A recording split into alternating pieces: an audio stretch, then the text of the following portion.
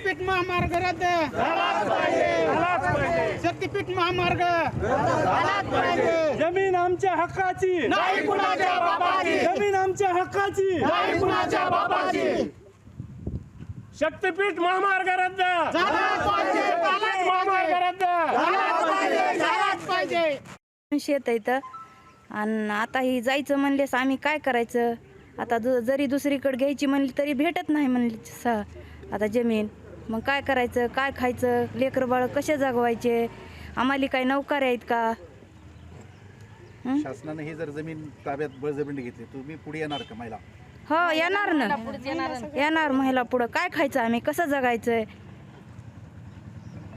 मुख्यमंत्र्याला तुम्ही लाडक्या बहिणी आहेत मुख्यमंत्र्याच्या, त्या लाडक्या बहिणी मुख्यमंत्र्याच्या लाडक्या भावाला काय सांगणार आहेत? लाडक्या भावाला सांगू आम्ही शेती नाही जाऊ शकते मनुष्यनी आम्ही काय खायचं लाडक्या बहिणी 1,500 रुपयानं आम्हाला काय होईल ती वापस घ्या ते तुमची लाडकी बहीण पण शेती नाही जायची आमची ठिकाणी सर्व आम्ही शक्तीपीठ महामार्ग बाधित शेतकरी जमलेले आहोत. जमण्याचं कारण म्हणजे असं आहे की आमचा या शक्तीपीठ महामार्गाला विरोध आहे. विरोध असण्याचं कारण की आमचा शेतकरी आज भूमिहीन होतोय. शेतकऱ्याला दुसरं जगण्याचं साधन राहिलेलं नाही.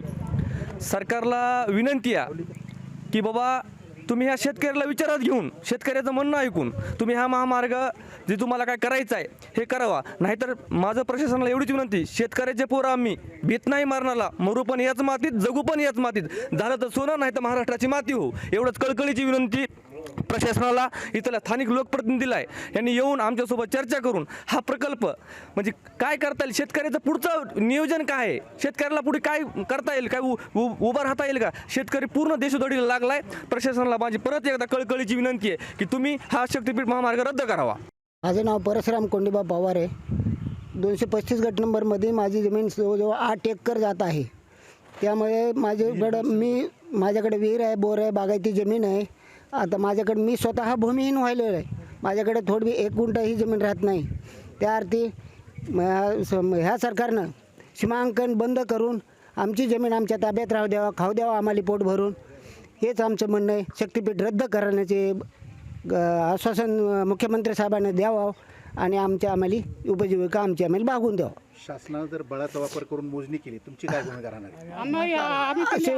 शेवटी आमची भूमिका एकच राहील, आत्महत्याचाच विषय आमच्याकडे, कारण भूमिहीन आहेत ना, आम्हाला जगण्याची उपजीविका काहीच राहिलेली नाही.